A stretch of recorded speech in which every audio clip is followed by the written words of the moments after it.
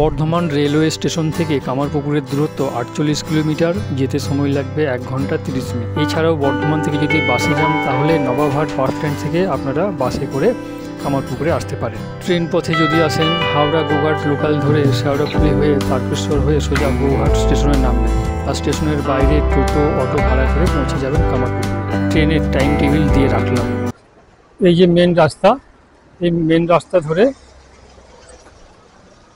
কিছুটা যদি আসেন তাহলে এরকম 3টি পরস্পর গেট দেখতে পাবেন। এই একটি গেট আছে দেখতে পাচ্ছেন, এরপরে আরও 2টি গেট আছে।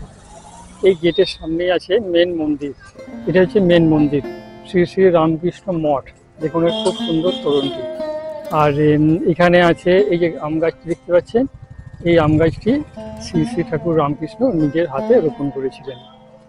আর এখানে মেন মন্দির আছে, যেখানে আছে শ্রী শ্রী ঠাকুর রামকৃষ্ণের জন্মস্থান ঢেকিশালা। আরেকটি বড় নাটমঞ্চ আছে, যে নাটমঞ্চের দেওয়ালে শ্রী শ্রী রামকৃষ্ণের জন্ম সম্বন্ধে সমস্ত বিবরণ দেওয়া আছে। আর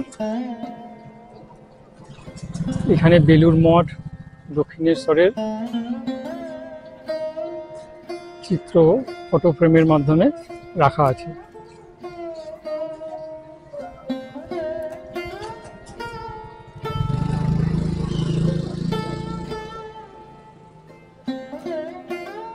আপনাদের একটু দেখায়।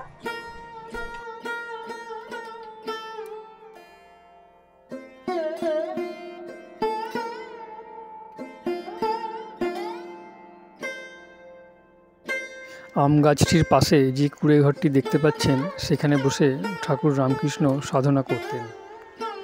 সামনে যে মন্দিরটি দেখতে পাচ্ছেন, এটি একটি শিব মন্দির। এর ভিতরে একটি শিবলিঙ্গ আছে।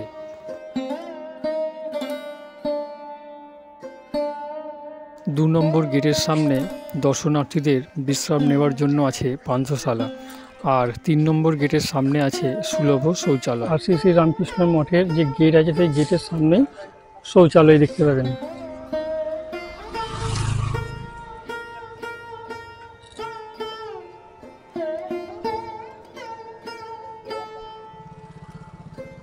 এটি হচ্ছে রামকৃষ্ণ মিশনের 2 নম্বর গেট।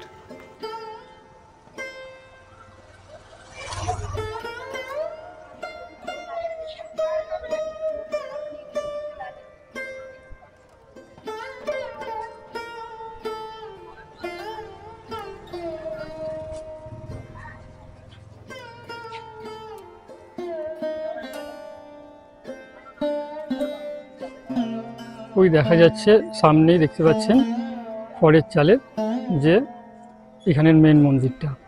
আর ওখানে দেখুন লেখা আছে সামনে, এখানে কি কি দেখতে পাবেন। যেমন বাঁদিকে চলে গেলে এই গেট দিয়ে ঢুকে বাঁদিকে যদি চলে যান তাহলে মন্দির দেখতে পাবেন, শিব মন্দির দেখতে পাবেন, জুতা ঘর দেখতে পাবেন। আর ওই সামনে যে মন্দিরটি দেখতে পাচ্ছেন সেটি হচ্ছে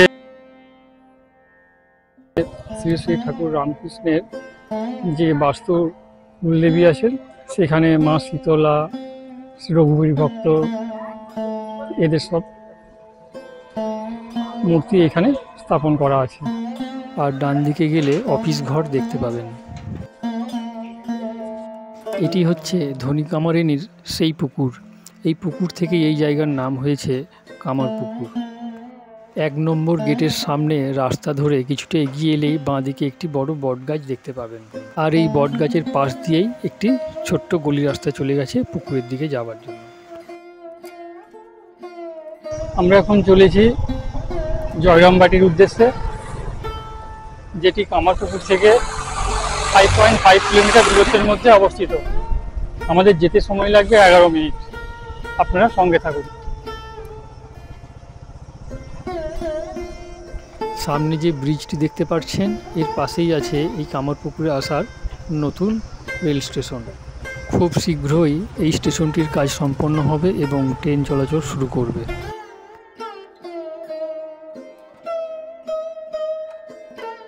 কিছুটা আসার পর রাস্তার দুধারে এইরকম 2টি মন্দির দেখতে পাবেন।